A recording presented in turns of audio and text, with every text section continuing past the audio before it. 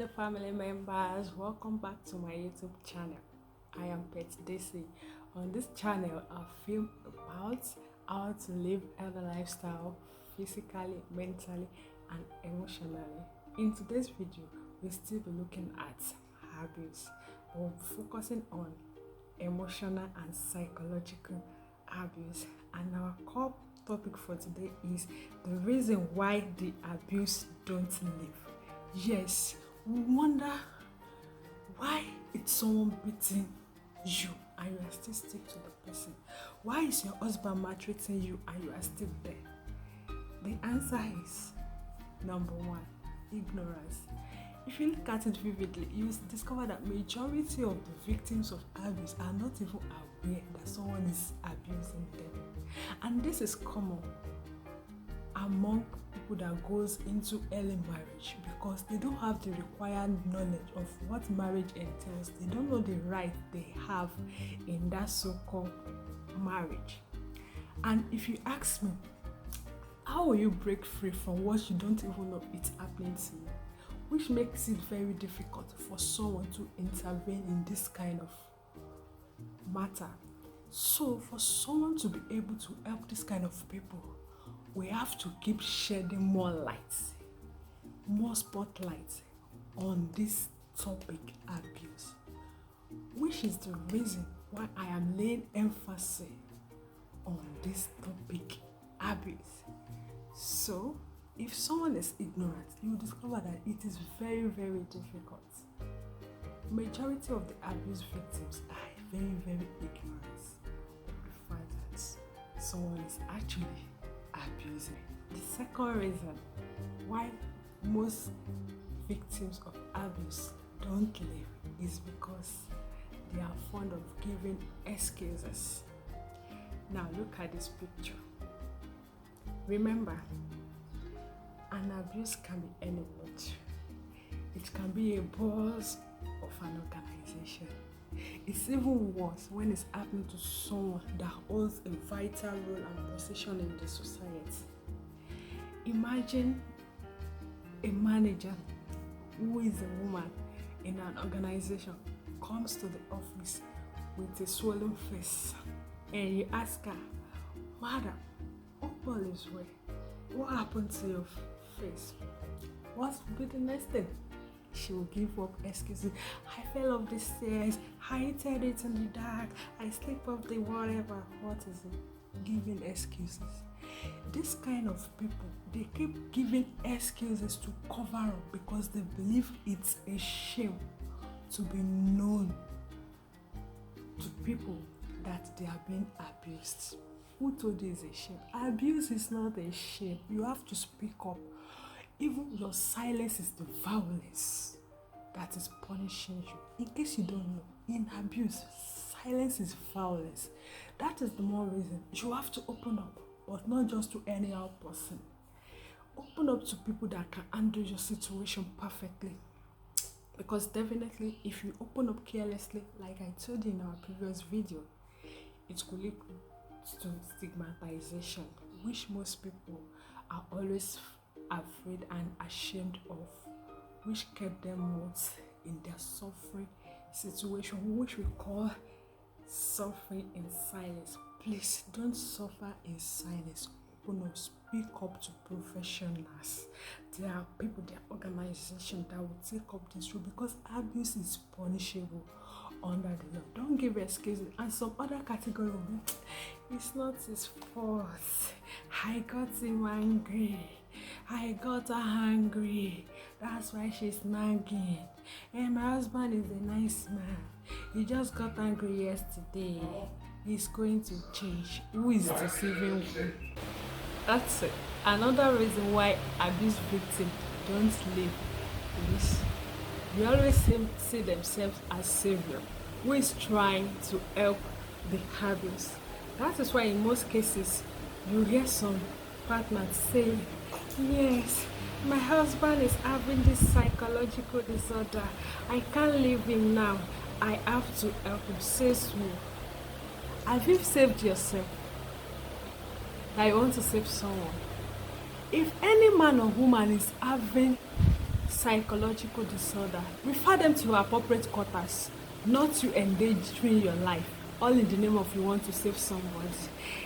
Even if it's having paranoid schizophrenia, that is not your business to handle. Take them to professionals who can take care of them, not you living in custody of someone that can harm you.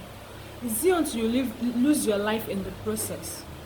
Please, it's not an excuse, but that is the reason why most women stay in an abused marriage.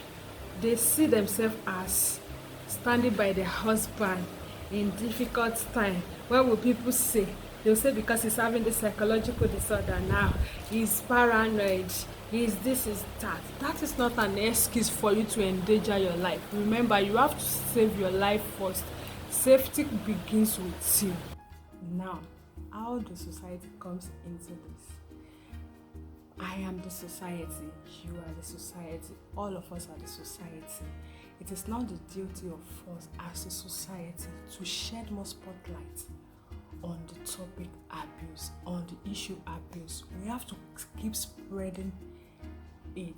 We have to keep enlightening people. We have to keep sensitizing people to know what an abuse is. And we have to let them know that abuse only thrives in silence. Once they are able to break the silence, the problem, the issue is half solved. I repeat, abuse only thrives in silence. Therefore, we have to look at signs. We have to teach people signs. You talk to your kids, talk to your colleagues, talk to your domestic staffs. Let them know what abuse is actually is, so that anytime they smell, they perceive or feel someone is abusing them, they'll be able to break the silence and fight it. Now, let's look at the following signs. Signs number 1. Abuser has their way of getting to their victims. Number 1, they will show you so sweet love. They will show you the kind of love that will sweep you off your foot, that will make you think without them, there's nothing you can achieve in your life. After they've won your heart, now their next step is taking what gives you joy away from you. For instance, maybe you're a young lady doing well for yourself, and you unfortunately got married to an abuser. Because you are well to do, he will treat you like an angel initially. But once you people get married and settle, provided he was able to take you from your base to where nobody will know what is going on in your life, in your marriage, he can come up with excuses like, sweetheart, I don't want it to work again. I will be paying your salary.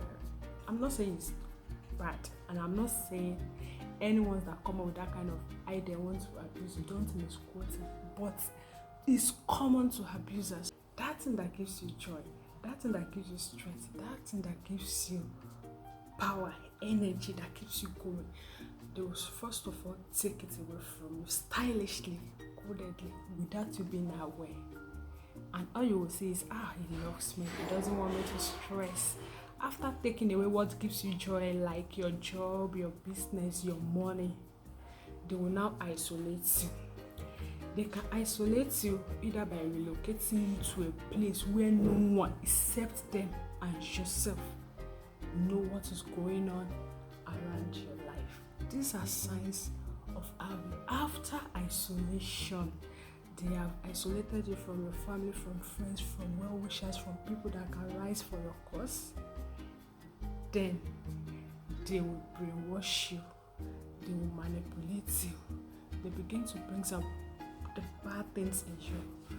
They always point to your mistakes, and you will be digesting it. You will be saying, oh, it's true, I cannot do this, I'm not perfect in this, I'm not perfect in that. Before you know it, that will be the image of yourself you are seeing, so that anytime they come up with that kind of excuses, you're already aligning to it that yes, he's saying the truth. I am the bad person.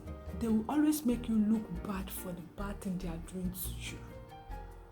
And lastly, denial. An abuser is always denying all the bad and negative things they are doing to their victims. For instance, a man might slap a wife and says, "You this stupid woman, you pushed me to the wall of slapping you. I have vowed in my life that I will never lay my hands on my woman." Says who? Says who? No, that is what we call denial. They are living in denial. They will beat you now and then and be begging you that you should pray for them. They have sinned against man and God. That is denial. So you have to be fully aware. If you are seeing any of these signs, you have to know that this is an abuse, glorified abuse. You have to break the silence. You have to break the silence. Don't be fooled. Now, effects of psychological and emotional abuse. It can reduce you to nothing if you don't fight it. It can make you feel less of yourself. It can make you assume and believe you can amount to nothing. It will definitely affect your life negatively. It can stagnate you. And most importantly, it can cut short your lifespan.